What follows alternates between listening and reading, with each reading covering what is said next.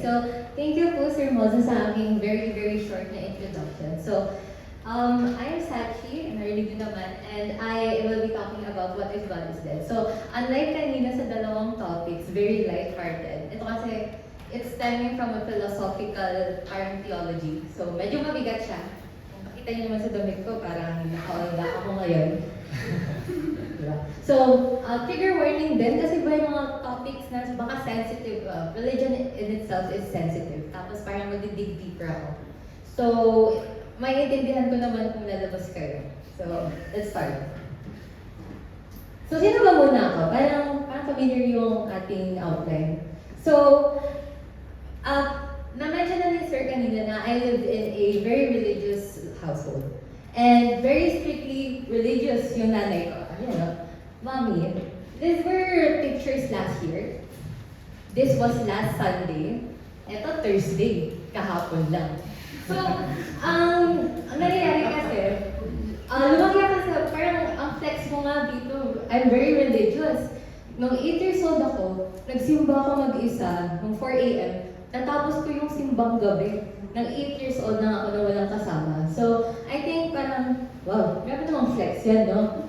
Tapos habang nanonood ako ng TV, nagpapahinga ako, sabi ko, gusto ko lang magpahinga. Nanonood kaya ako ng YouTube. Tapos sabi ni Mama, uy, Sunday ngayon, magpatugtog ka na ng worship songs. Hindi na lang. Kagabi naman, bigla siya nag-chat kasi sabi ko, Ma, bukas yung speech ko. Pero hindi mo sabi sa kanya, what if God is dead yung... Baka mamaya matanggal ako sa bahay, di ba? So sabi ko, Ma, may speech ako bukas, wish me lang. Biglang sinabihan, magsimba ka na lang anak. Umpisa ka na at tapusin mo yung misa. So, parang we can see naman, parang disiplinado si Mama. Ako kasi hindi ako disiplinado when it comes to religion. Pero si Mom, very strict siya, very disciplined siya when it comes to religion. Masipag siya magsimba, masipag siya magmisa. Lagi siyang very parang frantic siya when it comes to mga religious events. And parang deeply rooted talaga sa kanya ang religion. So, we can also parang i-expound natin yun to Filipino society. Hindi ko na sinasabing mini-mirror ni Mama yung parang normal Filipino, pero parang ganun na nga. So, sa Filipino society, we have noticed na yung celebrations, parang wag mo na yan. Yung societal structures natin in the Philippines are usually morally constructed and deeply rooted with religion. Based nga kasi yung mga na-discuss kanina na colonialism. So, yung celebrations, gaya niyan, parang yung Christmas, All Souls Day, All Saints Day ba yun? Holy Week, yung Eid al-Fitr, Eid al-Adha, sinaselebrate nga natin. Tapos, sa laws, na-mention na ni Phoebe kanina na yung abortion is kinakonsider ng church as murder. Ako naman, sige, sa divorce tayo. So, marriage kasi, when a person is married, di ba, parang meron silang sacred commitment with each other. Tapos pag nag-divorce, edi parang napupull apart sila. Napupull apart sila from their belief in God. And lastly, education. So sa UP, hindi natin masyadong gamayan. Pero like, kunyari sa Ateneo, sa Lasal, sa UST, talaga naka-ingrain yung like religious, hindi naman religion, our religious beliefs. Yung religion, parang kinoconnect nila dun sa education or yung curriculum nila. For example, yung theology, tsaka Christian faith. So, pero pansin na natin sa UP na hindi naman lahat is, okay, religious nga yung society natin, pero hindi naman lahat, ibig sabihin religious talaga. So, kaya parang napapaisip din ako na, okay, may mga kakapwa din pala ako dito. Kasi, okay, nagyabang ako kanina na nakapagtapos ako ng simbang gabi. Pero nung grade 9, guys, pandemic yun. Sabi ko, what if magpaka-rebelde ako ngayon? Sabi ko, what if, kasi sobrang, nakita niyo naman yung slide na to. Parang namimilit na si Mama magpasimba lagi. So like, nakakasawa yung ganong household. Tapos sabi ko, bakit ang oppressing bigla pakinggan ng religion? Bakit parang ang restrictive niya? Ang suffocating, like parang lahat na lang kailangan dinidikta ko. So I was like, bakit ako dinidikta ng something na hindi ko naman nakikita? And doon natin pwedeng i-connect yung, sinagway ko si God is dead, ni Friedrich Nietzsche. Wherein, ang paniniwala niya lang naman is, if God is dead, then society is also dead. Sige, expound natin yan. Kasi so, parang very vague siya. Tapos, ibig sabihin lang yan is, God is dead, not in a literal sense na pinatay ko siya, ganun, sinaksak ko. Parang it's more on like God is dead na nawawala na tayo ng belief in a truly divine being. Tapos, pag ganun, yung society, it falls in a nihilist parang perspective, na wala tayong pinapakinggan, parang wala nang tayong paki sa life. It has no inherent value, it has no inherent meaning. And dahil dyan, parang pag religious ka kasi sabihin mo, ay, binigyan ka ng life ng Lord, so dapat parang you live your life, dapat motivated ka mabuhay. So pag wala nga tayong ganun, there's a possibility na maghahanap tayo ng sariling meaning, ng sariling values, ng sariling beliefs. And that could be damaging. Kasi in society, dapat shared yung connections nyo eh. So kung kunyari, iba tayo ng mga beliefs, edi, iba kayo, gano'n. Yes ba? Parang wala lang paki sa inyo, wala kayong paki sa akin.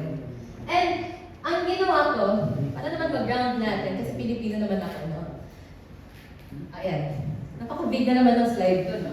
Filipino society dahil. I agree noong una na kasi since we live in a morally constructed society, tama si Nietzsche na mamamatay talaga yung lipunan natin if talagang nawala ang paniniwala sa Diyos.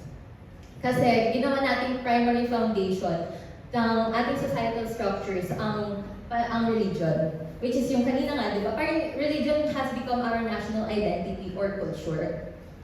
Pero I also believe, ito yung mas nagilin na ako dito sa no.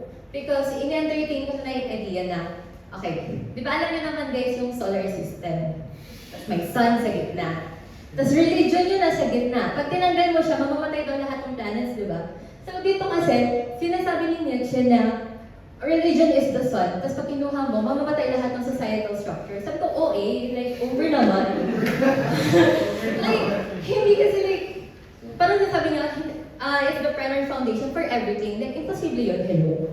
So, ang maniniwala ko naman is, hindi siya mamamatay in the sense na we are intelligent human beings. Meron tayong sariling pag-iisip. Alam natin kung anong tama, anong mali. Ang ginagawa ng religion natin is, kung tatama ka sa gabay ng church. And that's what makes it different. Kung labi, mag-isip ka ethics versus morality. Pag natanggal yung morality, meron ka pa rin ethics. Pwede mong i-shape ang yung structure ng ating society, lalo na yung Filipino society, regarding ethics.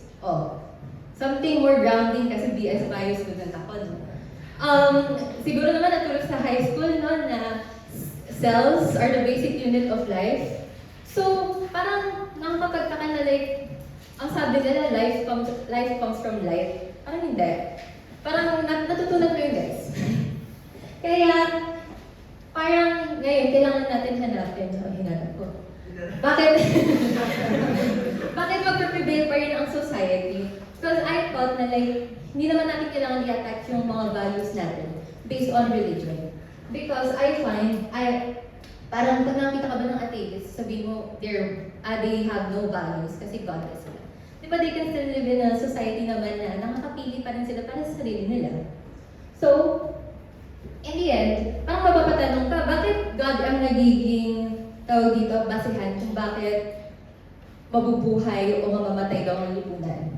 So, for me, as someone who has a religion, pero is not, or parang super little faith in God, for me, it's just a grounding belief or parang nag-guide na lang tayo. You don't have to necessarily have a religion to say na, ito yung tama or ito yung mali. It's more on like nag-guide ka, pero like, it does not have to ground what you believe is right or wrong. Kasi for me, hindi dapat na-dictate based on, yun nga, a God or a divine being na hindi naman natin nakikita. So, ayun. So, medyo mabigat na yung discussion. And to conclude na lang, I don't want to enforce my beliefs. Baka sabihin nyo, pwede siguro hindi na tayo maniwala sa Diyos, no? Hindi naman pala masisira yung lipunan natin eh. But it's more on I want a self-actualization na what is the role of God in society? And why does it affect us kahit na na-prove na natin or well, we have not proven the existence of a God. So, again, I am Sanchi de Mesa, leaving you with the question, what if God is there?